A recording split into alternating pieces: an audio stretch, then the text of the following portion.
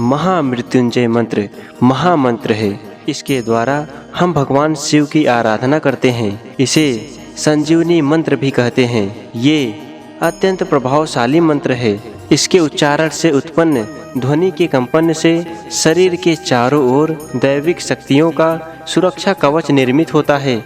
इस मंत्र के नियमित श्रवण व उच्चारण मात्र से अमंगल, दुर्घटना, दुर्भाग्य, महाविपत्तियां मानव मात्र से कोसों दूर रहती हैं। ये जीवन में सुख, शांति व समृद्धि लाता है। हम त्रिनेत्रधारी भगवान शिव की आराधना करते हैं, जो सुगंधि के कोष हैं, जो सभी का पोषण कर वृद्धि प्रदान करते हैं। भगवान शिव से हमारी प्रार्थना है कि वो हमें अमृत्यु के लिए मृत्यु या मृत्यु लोक से मुक्त करें। ये महामंत्र मोक्ष प्राप्ति का अत्यंत प्रभावशाली साधन है। ओम त्र्यंबकं यजामहे सुगंधिं पुष्टिवर्धनम् उर्वारुकमिव बन्धनान् मृत्योर्मुक्षीयमामृतात्। ओम त्र्यंबकं यजामहे सुगंधिं पुष्टिवर्धनम् उर्वारुकमिव बन्धनान् मृत्योर्मुक्षीयमामृतात्। ओम त्र्यंबकं यजामहे सुगंधिं पुष्टिवर्धनम् उर्वारुकमिव बन्धनान् मृत्योर्मुक्षीयमामृतात्। ओम त्र्यंबकं यजामहे सुगंधिं पुष्टिवर्धनम् उर्वारुकमिव बन्धनान् मृत्योर्मुक्षीयमामृतात्। ओम त्र्यंबकं यजामहे सुगंधिं पुष्टिवर्धनम् उर्वारुकमिव बन्धनान् मृत्योर्मुक्षीयमामृतात्। ओम त्र्यंबकं यजामहे सुगंधिं पुष्टिवर्धनम् उर्वारुकमिव बन्धनान् मृत्योर्मुक्षीयमामृतात्। ओम त्र्यंबकं यजामहे सुगंधिं पुष्टिवर्धनम् उर्वारुकमिव बन्धनान् मृत्योर्मुक्षीयमामृतात्। ओम त्र्यंबकं यजामहे सुगंधिं पुष्टिवर्धनम् उर्वारुकमिव बन्धनान् मृत्योर्मुक्षीयमामृतात्। ओम त्र्यंबकं यजामहे सुगंधिं पुष्टिवर्धनम् उर्वारुकमिव बन्धनान् मृत्योर्मुक्षीयमामृतात्। ओम त्र्यंबकं यजामहे सुगंधिं पुष्टिवर्धनम् उर्वारुकमिव बन्धनान् मृत्योर्मुक्षीयमामृतात्। ओम त्र्यंबकं यजामहे सुगंधिं पुष्टिवर्धनम् उर्वारुकमिव बन्धनान्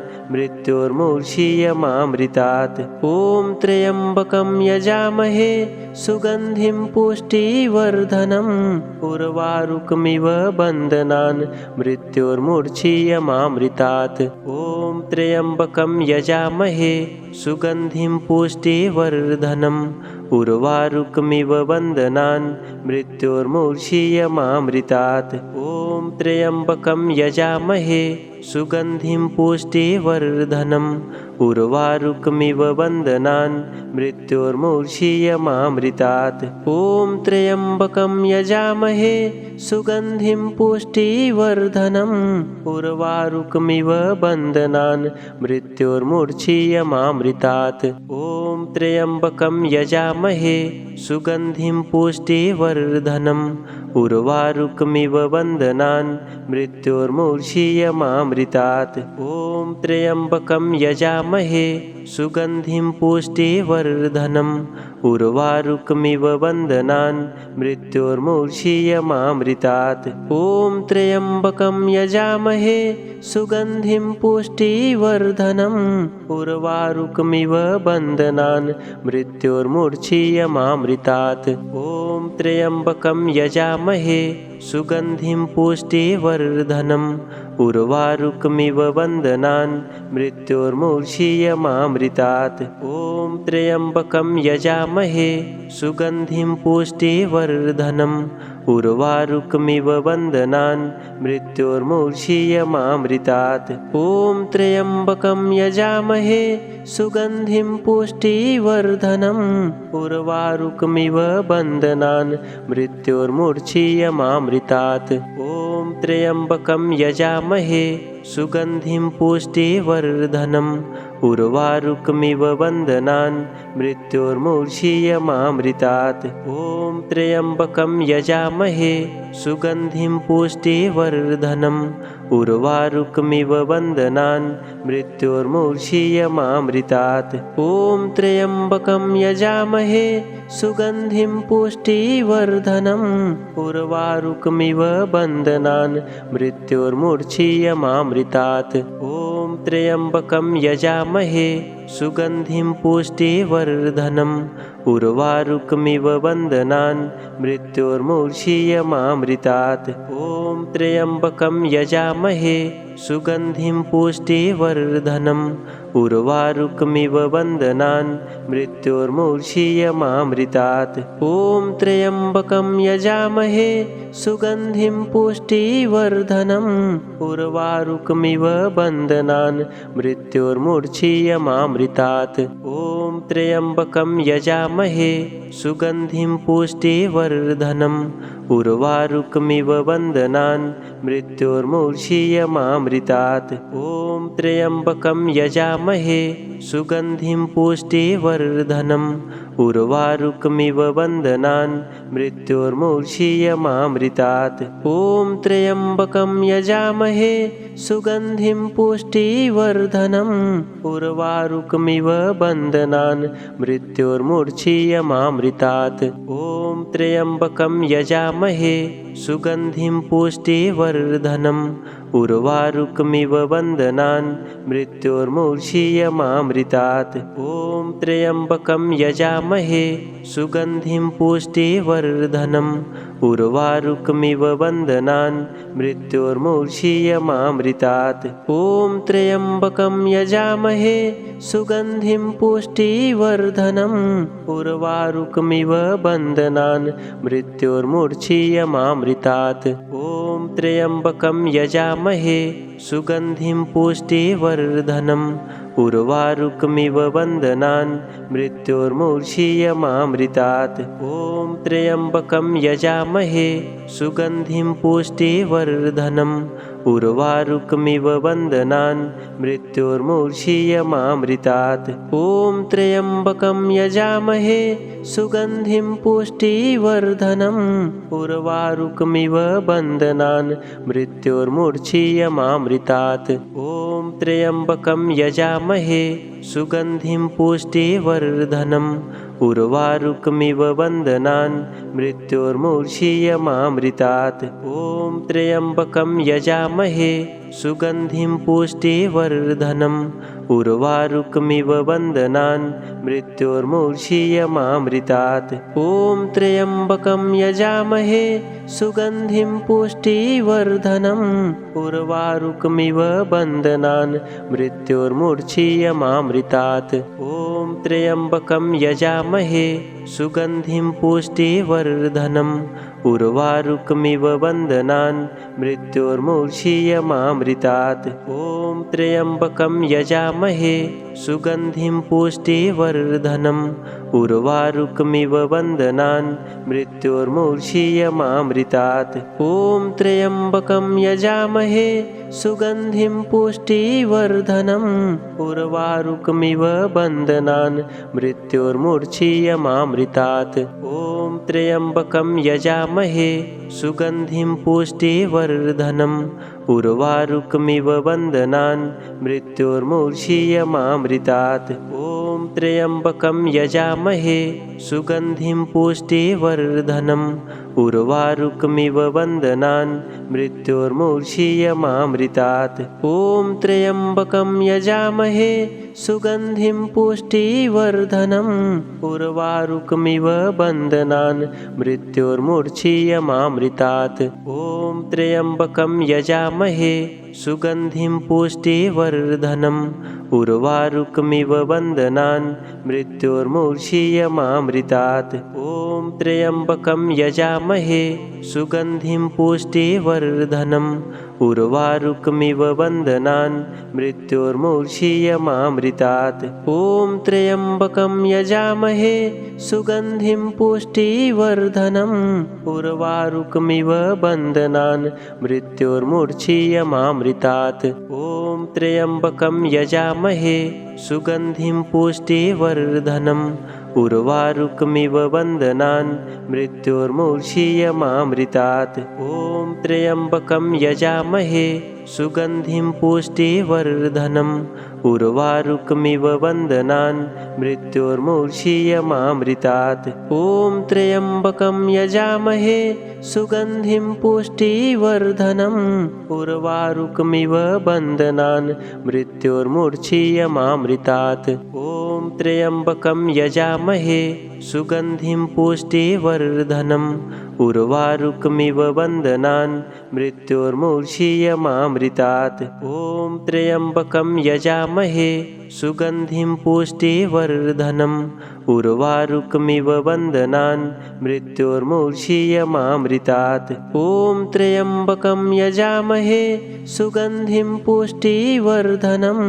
उर्वारुकमिव बन्धनान् मृत्योर्मुक्षीयमामृतात्। ॐ त्र्यम्बकं यजामहे सुगन्धिं पुष्टिवर्धनम् उर्वारुकमिव बन्धनान् मृत्योर्मुक्षीयमामृतात्। ॐ त्र्यम्बकं यजामहे सुगन्धिं पुष्टिवर्धनम् उर्वारुकमिव बन्धनान् मृत्योर्मुक्षीयमामृतात्। ॐ त्र्यम्बकं यजामहे सुगन्धिं पुष्टिवर्धनम् उर्वारुकमिव बन्धनान् मृत्योर्मुक्षीयमामृतात्। ॐ त्र्यम्बकं यजामहे सुगन्धिं पुष्टिवर्धनम् उर्वारुकमिव बन्धनान् मृत्योर्मुक्षीयमामृतात्। ॐ त्र्यम्बकं यजामहे सुगन्धिं पुष्टिवर्धनम् उर्वारुकमिव बन्धनान् मृत्योर्मुक्षीयमामृतात्। ॐ त्र्यम्बकं यजामहे सुगन्धिं पुष्टिवर्धनम् उर्वारुकमिव बन्धनान् मृत्योर्मुक्षीयमामृतात्। ॐ त्र्यम्बकं यजामहे सुगन्धिं पुष्टिवर्धनम् उर्वारुकमिव बन्धनान् मृत्योर्मुक्षीयमामृतात्। ॐ त्र्यम्बकं यजामहे सुगन्धिं पुष्टिवर्धनम् उर्वारुकमिव बन्धनान् मृत्योर्मुक्षीयमामृतात्। ॐ त्र्यम्बकं यजामहे सुगन्धिं पुष्टिवर्धनम् उर्वारुकमिव बन्धनान् मृत्योर्मुक्षीयमामृतात्। ॐ त्र्यम्बकं यजामहे सुगन्धिं पुष्टिवर्धनम् उर्वारुकमिव बन्धनान् मृत्योर्मुक्षीयमामृतात्। ॐ त्र्यम्बकं यजामहे सुगन्धिं पुष्टिवर्धनम् उर्वारुकमिव बन्धनान् मृत्योर्मुक्षीयमामृतात्। ॐ त्र्यम्बकं यजामहे सुगन्धिं पुष्टिवर्धनम् उर्वारुकमिव बन्धनान् मृत्योर्मुक्षीयमामृतात्। ॐ त्र्यम्बकं यजामहे सुगन्धिं पुष्टिवर्धनम् उर्वारुकमिव बन्धनान् मृत्योर्मुक्षीयमामृतात्। ॐ त्र्यम्बकं यजामहे सुगन्धिं पुष्टिवर्धनम् उर्वारुकमिव बन्धनान् मृत्योर्मुक्षीयमामृतात्। ॐ त्र्यम्बकं यजामहे सुगन्धिं पुष्टिवर्धनम्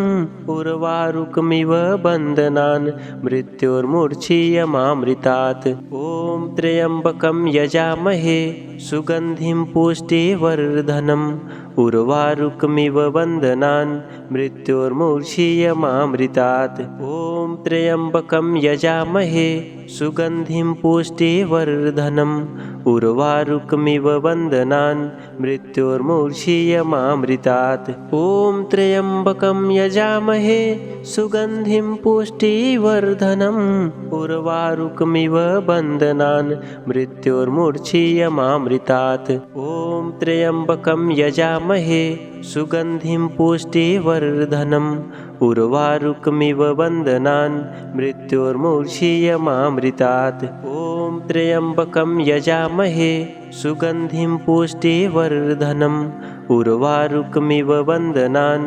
मृत्योर्मुक्षीयमामृतात्। ॐ त्र्यम्बकं यजामहे सुगन्धिं पुष्टिवर्धनम् उर्वारुकमिव बन्धनान् मृत्योर्मुक्षीयमामृतात्। ॐ त्र्यम्बकं यजामहे सुगन्धिं पुष्टिवर्धनम् उर्वारुकमिव बन्धनान् मृत्योर्मुक्षीयमामृतात्। ॐ त्र्यम्बकं यजामहे सुगन्धिं पुष्टिवर्धनम् उर्वारुकमिव बन्धनान् मृत्योर्मुक्षीयमामृतात्। ॐ त्र्यम्बकं यजामहे सुगन्धिं पुष्टिवर्धनम् उर्वारुकमिव बन्धनान् मृत्योर्मुक्षीयमामृतात्। ॐ त्र्यम्बकं यजामहे सुगन्धिं पुष्टिवर्धनम् उर्वारुकमिव बन्धनान् मृत्योर्मुक्षीयमामृतात्। ॐ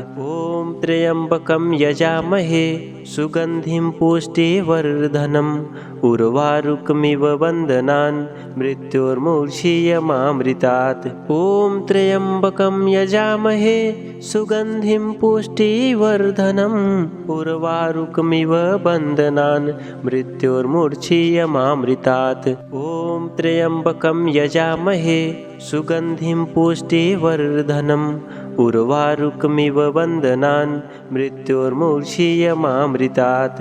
ॐ त्र्यम्बकं यजामहे सुगन्धिं पुष्टिवर्धनम् उर्वारुकमिव बन्धनान् मृत्योर्मुक्षीयमामृतात्। ॐ त्र्यम्बकं यजामहे सुगन्धिं पुष्टिवर्धनम् उर्वारुकमिव बन्धनान् मृत्योर्मुक्षीयमामृतात्। ॐ त्र्यम्बकं यजामहे सुगन्धिं पुष्टिवर्धनम् उर्वारुकमिव बन्धनान् मृत्योर्मुक्षीयमामृतात्। ॐ त्र्यम्बकं यजामहे सुगन्धिं पुष्टिवर्धनम् उर्वारुकमिव बन्धनान् मृत्योर्मुक्षीयमामृतात्। ॐ त्र्यम्बकं यजामहे सुगन्धिं पुष्टिवर्धनम् उर्वारुकमिव बन्धनान् मृत्योर्मुक्षीयमामृतात्। ॐ त्र्यम्बकं यजामहे सुगन्धिं पुष्टिवर्धनम्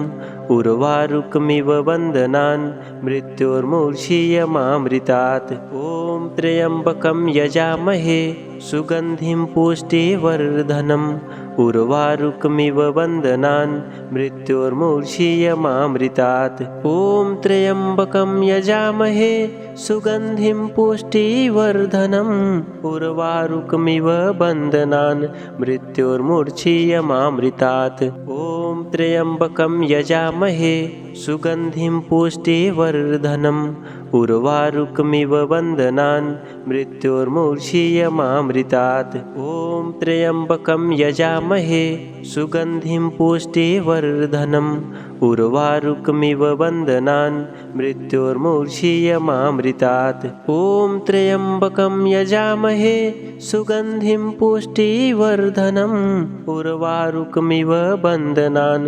मृत्योर्मुक्षीयमामृतात्। ॐ त्र्यम्बकं यजामहे सुगन्धिं पुष्टिवर्धनम् उर्वारुकमिव बन्धनान् मृत्योर्मुक्षीयमामृतात्। ॐ त्र्यम्बकं यजामहे सुगन्धिं पुष्टिवर्धनम् उर्वारुकमिव बन्धनान् मृत्योर्मुक्षीयमामृतात्। ॐ त्र्यम्बकं यजामहे सुगन्धिं पुष्टिवर्धनम् उर्वारुकमिव बन्धनान् मृत्योर्मुक्षीयमामृतात्। ॐ त्र्यम्बकं यजामहे सुगन्धिं पुष्टिवर्धनम् उर्वारुकमिव बन्धनान् मृत्योर्मुक्षीयमामृतात्। ॐ त्र्यम्बकं यजामहे सुगन्धिं पुष्टिवर्धनम् उर्वारुकमिव बन्धनान् मृत्योर्मुक्षीयमामृतात्। ॐ त्र्यम्बकं यजामहे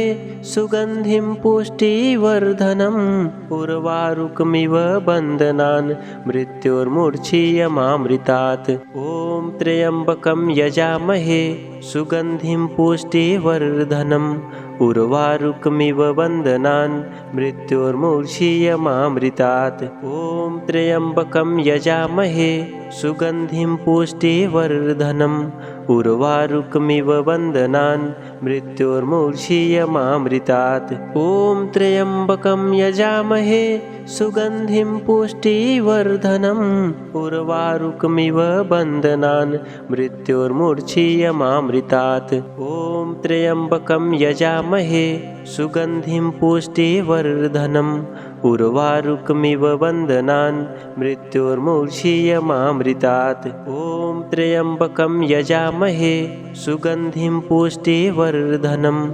उर्वारुकमिव बन्धनान् मृत्योर्मुक्षीयमामृतात्। ॐ त्र्यम्बकं यजामहे सुगन्धिं पुष्टिवर्धनम् उर्वारुकमिव बन्धनान् मृत्योर्मुक्षीयमामृतात्। ॐ त्र्यम्बकं यजामहे सुगन्धिं पुष्टिवर्धनम् उर्वारुकमिव बन्धनान् मृत्योर्मुक्षीयमामृतात्। ॐ त्र्यम्बकं यजामहे सुगन्धिं पुष्टिवर्धनम् उर्वारुकमिव बन्धनान् मृत्योर्मुक्षीयमामृतात्। ॐ त्र्यम्बकं यजामहे सुगन्धिं पुष्टिवर्धनम् उर्वारुकमिव बन्धनान् मृत्योर्मुक्षीयमामृतात्।